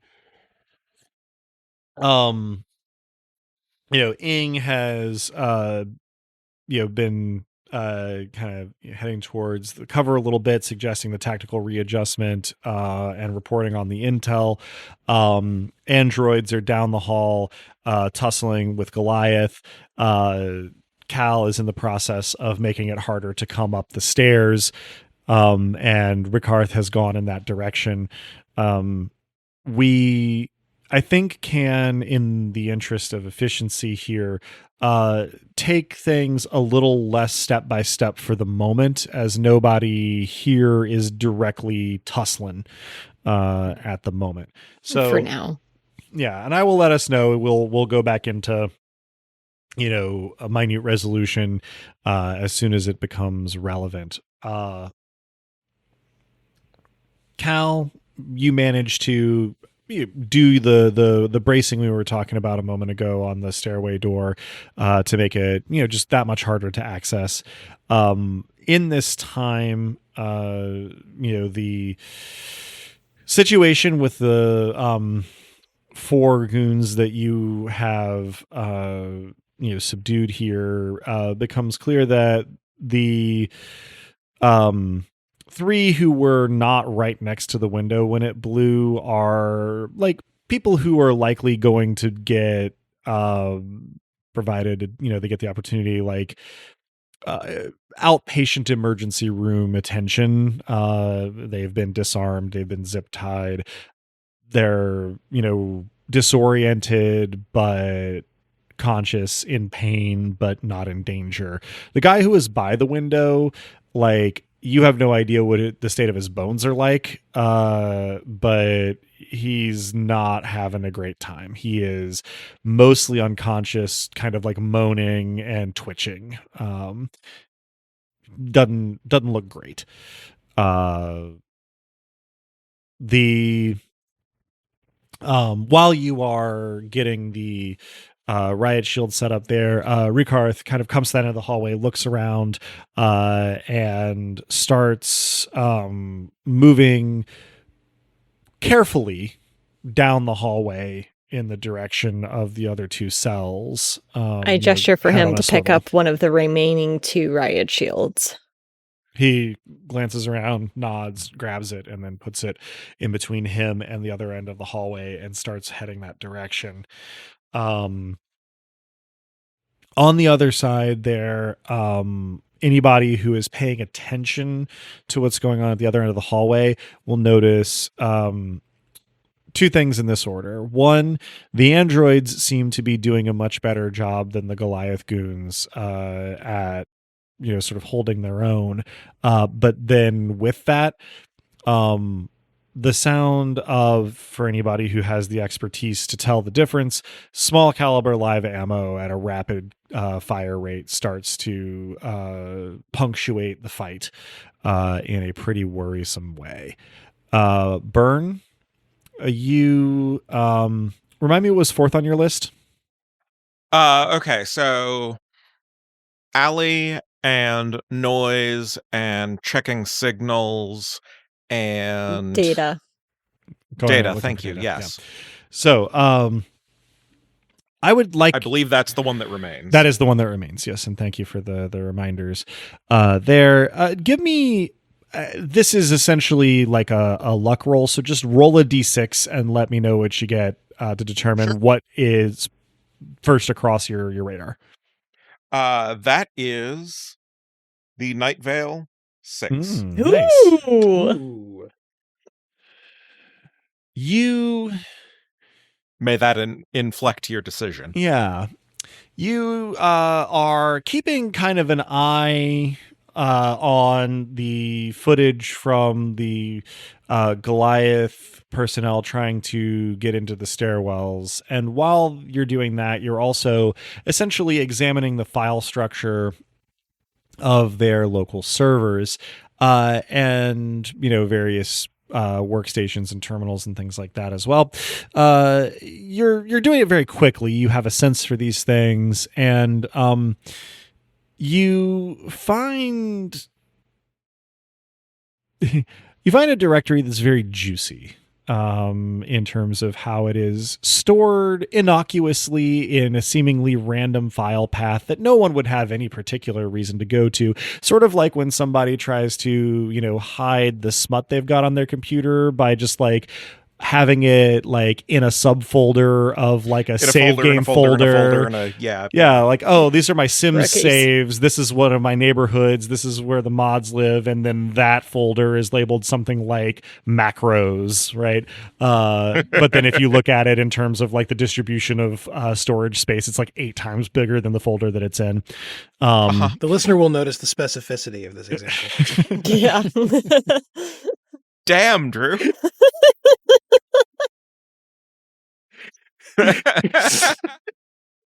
Sorry, couldn't stop myself. Please continue. Look. I have an excellent sense of file system security, but I have lived with roommates. I had a bit there where I was living with some less savvy people. All right. Look, it was a friend whose girlfriend lived in Canada. Where was I? Right. So not only does its location, sort of flag, it flags particularly in combination with the fact that it is the only encrypted directory in that part of the file system, and that it seems relatively large. So you don't have the time to decrypt it right then. You just copy the whole thing, encryption and all, into a secure environment for later futzing. So make a note. But about the time it takes you to do that, the 4th floor stair door gets open. The second and third doors into the stairwells, they're making progress. The second floor is literally breaking theirs down. The third floor has pulled the cover off the lock. And is, trying to manipulate it mechanically to get in. So they're probably not that far, but it's, floor 4 that has people starting to move into the stairwells. Ping everyone about that. Mm-hmm. Everyone is pinged. Ping. You have had a little bit of an opportunity now out of the line of fire, communications done to consider. You have identified, without too much trouble, having had a moment to sort of cross-reference, the person that was familiar to you as Barlow Hawthorne. This is the majority owner and CEO of Goliath. you had sort of had a ping of recognition seeing his likeness in not holographic projection armor, Laughing Kid, in the basements earlier. And the fact that you have nothing but that ping of recognition, despite the way that your like consciousness and memory is organized, suggests that this is somebody whose memory for you is in the before times.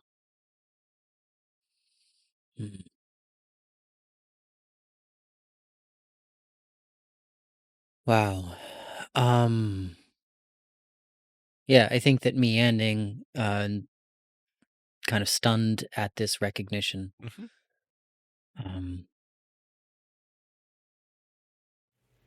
One of the other things that you are able to observe thanks to your drones is that the live ammo gunfire that you all are hearing is coming from his machine pistol. He's firing in bursts, kind of just into the melee. It's not clear whether he's taking any precautions against hitting his own guys or not.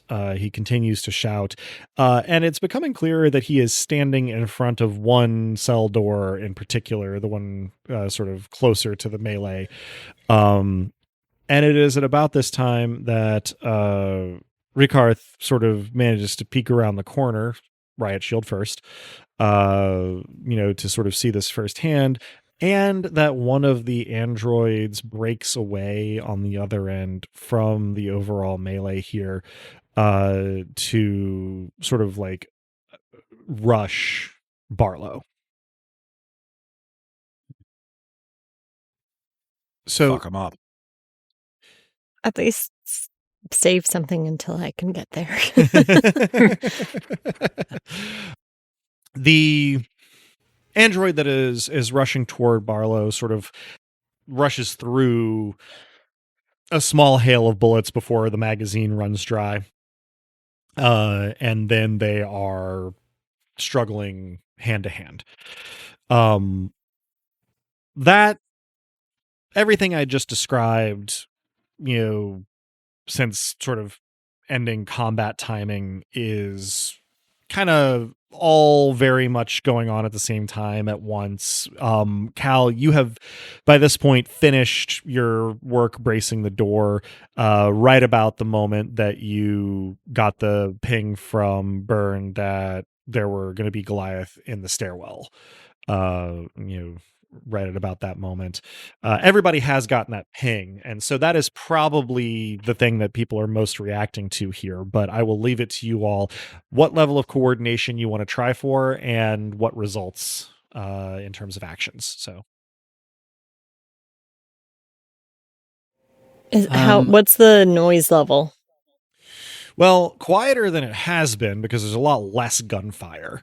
So, I guess at this point, you might be able to hear voices and stomping from the stairwell. It's gotten quiet enough that you can probably hear loud klaxons from the fourth floor.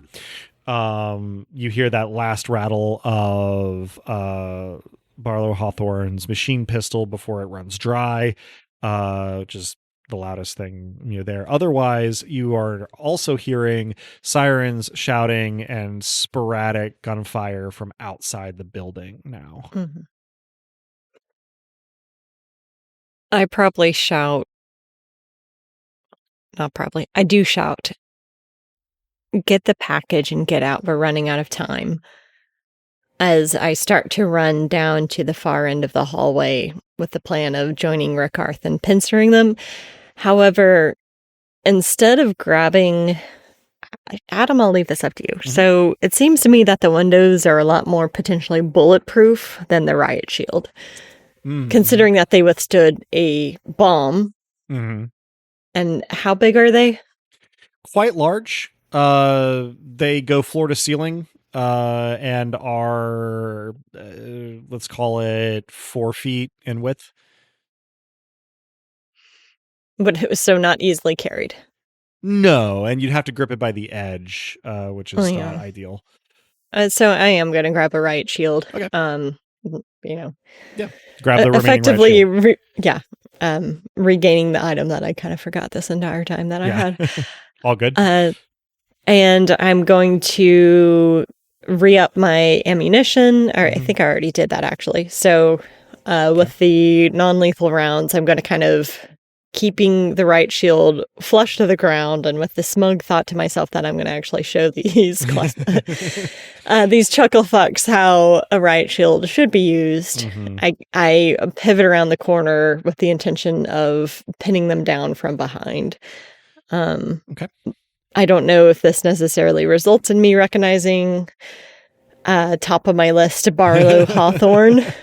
But if it does, he in particular gets whatever aggressive spray from the shocker that I can safely fire at him without hitting the android. So yeah, we'll take that as it comes. I'm going to give everybody else an opportunity to narrate their equivalent, sort of actions here, because that, change together is going to take not a long time, but enough time for some other folks to do some things. So other player characters, anything in particular? I'm going to continue to share the intel that I have, and I also communicate to the group. One of the men that made me is at the end of the hall. CEO of Goliath now.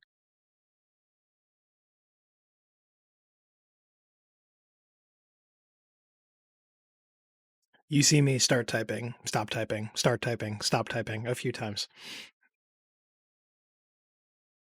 Doesn't change much.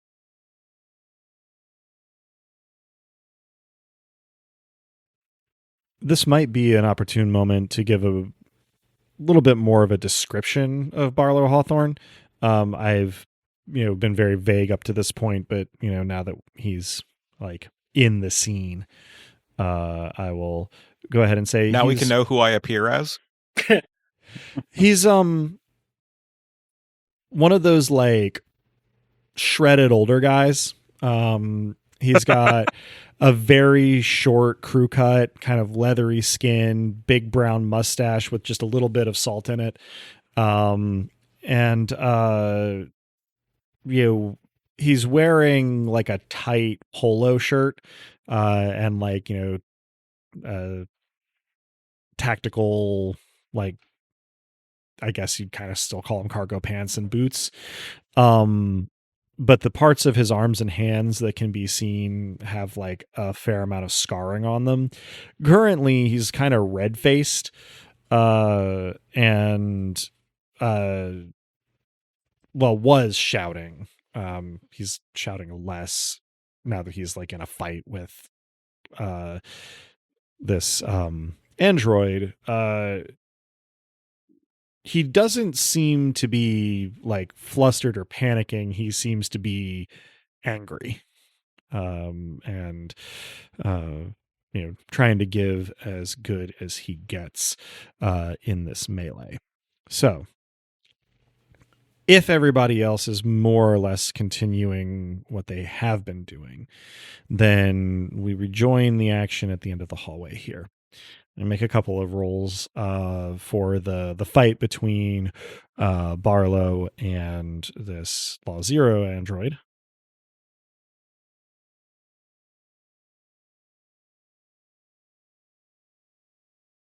Okay. So at about the time, Cal, that you come around the corner, Riot Shield first here, a little bit after Rickarth has posted up, but had the good sense to kind of not charge in by himself. The fight between Barlow and this android had been, sort of very quick and dirty. The android, as I said before, got kind of sprayed with bullets close range as they were closing with Barlow, and has seemingly just about every physical advantage over Barlow. But Barlow seems to kind of know tussling with androids. And he counterintuitively sort of lets himself get like kind of borne down onto his back on the ground without letting the android actually like get physically that much like closer to him. And then again, a lot of athleticism, especially for a guy his age, carefully positions his feet while he just kind of tanks a couple of blows to get leverage, and grips something on this chassis kind of in a joint between plates, and then shoves back with his feet and pulls with his hands, and pulls a component out of this android, and it powers down. Now, this still leaves Barlow at a bit of a disadvantage because he's got dead weight android on top of him. So if we're going to jump into action, this might be the time to do it. Someone go sit on it. So I mentioned that I was going to try to fire off. Yeah. This is kind of what you are seeing here. So, you know, this the moment to take the shot. Yeah, having seen that the android is neutralized, I'm going to rush forward with my right shield and take the shot. Okay. And shooting with the sticky shocker or with the carbine? Oh, sticky shocker. I just wanted to double check to make sure.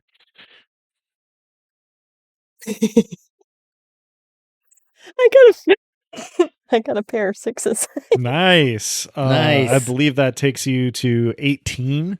Yeah. For the what it's worth, the advantage die was a 1, so was not an increment to the counter. Yeah. So interestingly, right at the moment that you are sort of drawing your bead, Barlow seems to like twig that somebody is there on that side of him, and so where he's sort of like trying to get this deadweight chassis off of himself, like looks like back in your direction, but by looking like up from his perspective, so like that, and your sticky shocker just hits him on the bridge of the nose. Perfect. And he kind of twitches and goes limp.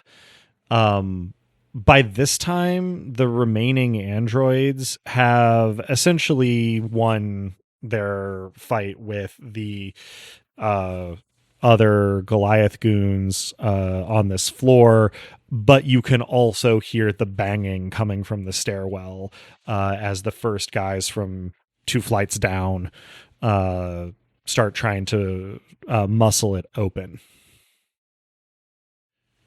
It's Cal and Rickarth down at that end, although Ing, you have a front row seat thanks to your drones. Everybody else kind of has something that they're doing, but if you respond to hearing the stairway bang, door banging, or the dying down of the struggle on this floor, now's a good time. I think that I, for one, am going to move closer to Cal in the action. Okay. So that at least we're all in the same place. It is relatively safe to move around this floor for a span of time before they get through the door on the stairwell. So, if you're going to relocate from the elevator, anybody who wants to do that now is a good time. So we got Ing heading that way. But I know that we have a hack station, a first aid station, and a cowering IT guy, and not especially happy goon in the elevator. Yeah, we could probably ditch IT guy and goon and move both the hack station and the first aid station in the interest of consolidating. Assuming that the hacker involved is down for such a move. I picture riding on Papa's shoulder. I could, in fact, I think carry the both of them effectively. Especially over a relatively short distance. I can give you a lift. You don't even have to stop. I can move under my own power. You can, but you're also... An elevator is our exit strategy. Also true. Yeah. I think it's probably best for me to... stay put. Secure it. Mm-hmm. Okay. If all else fails, I can go down to a different floor and stop the elevator in between floors. Mm-hmm. Okay. I pull IT guy and goon out into the hallway so that the elevator doesn't have any goonage in it as it's secured. Yep. Mm-hmm. And then I take Tama with me to join the others. Okay. I do not offer burn the gun, the carbine. This all happens pretty quickly, and in short order, it's burn in the elevator, keeping an ear to the ground, literally and figuratively. I guess it's figurative in either case, more and less figuratively. There we go. And then the two of you move up in time for the androids who have been fighting these guys have not been especially trying to minimize harm, but it doesn't seem that there are a bunch of dead people. There are some pretty serious looking injuries, and they aren't going around just like stabbing dudes in the heart once they're down. They are restraining them, but some of these guys probably do need help. In fact, the androids themselves need help. There's the one that Barlow deactivated, of course, but then the two that are still up are, showing some wear, having some cracks, in one case missing a few pieces. This was a very tough fight, even though they, looking back on it from here, rolled very well in comparison to their opponents. So while your party is mostly moving in your direction, Cal, what are you doing?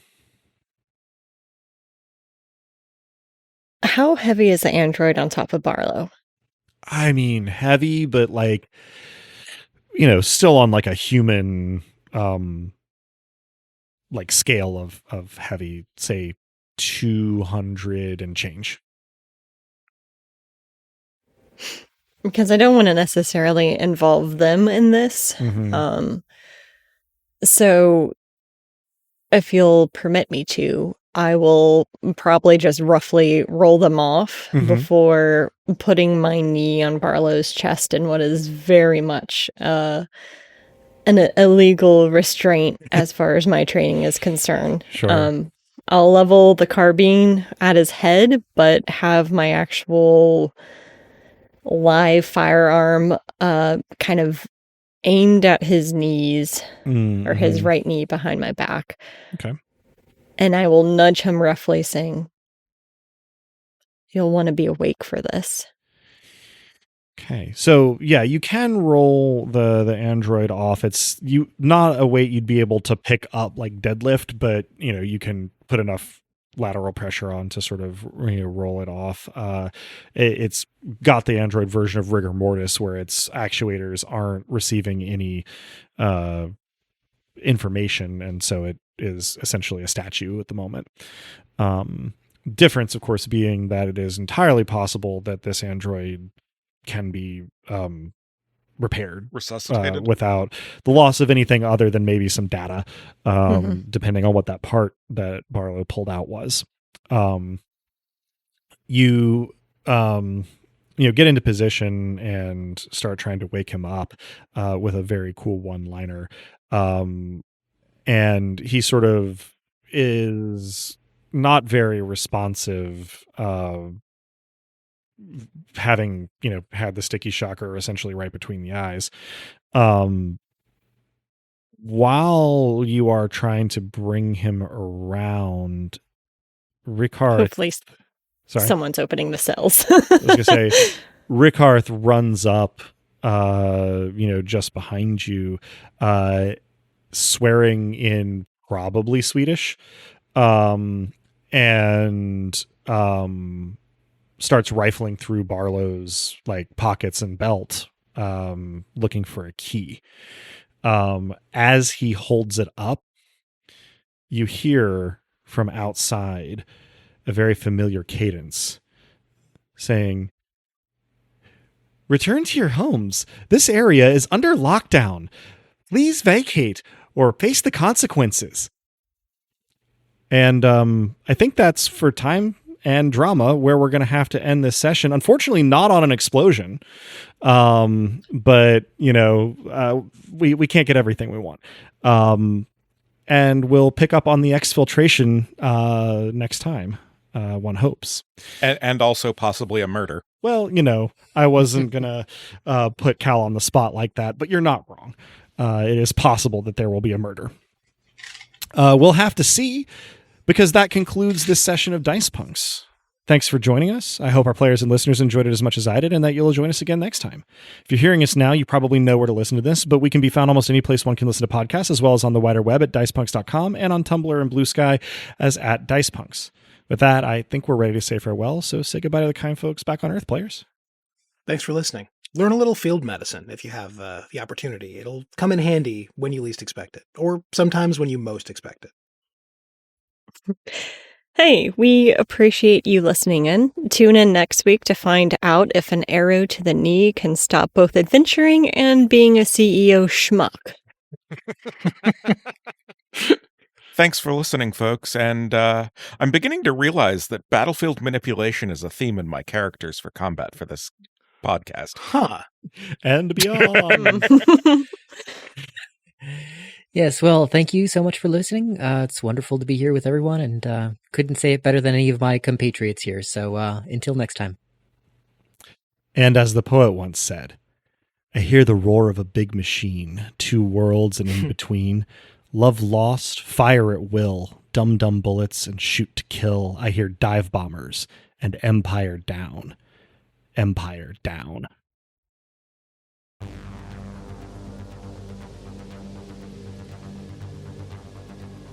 Beloved listeners, thank you for tuning in. Stick around through the admin stuff for an invocation. The music in this episode, Augment or Die, is by Emerson, Boatwright, and our very own bookmonger, Drew. Check out their other work at the link in the show notes. Editing and our rad new cover art was done by Joanne, who's appeared on the podcast now and again. Check out her work around the internet, where she goes by Anything Sews. Site design and graphics for dicepunks.com are by the Revenant Robin. Hardwired Island is by Paul Macevic, Freya Erlingsdottir, and Minerva Janda. You can find Hardwired Island at etten.itch.io/hardwired island. Links to the system and authors can be found on the Punk Grimoire section of our website, dicepunks.com. Thanks so much for listening. If you liked what you heard, that's reward enough on its own, but if you're so inclined, you can help us out by rating and reviewing us wherever you listen to us, telling your friends who you think would like us to give us a listen, and even by heading over to our Patreon at patreon.com/dicepunks. We have fun rewards available to backers, including a patron-only Discord and access to the Dice Peaks after show for episodes 1.1 and following. Regardless, we hope you'll tune in again, and until then, remember, subtlety is for cowards.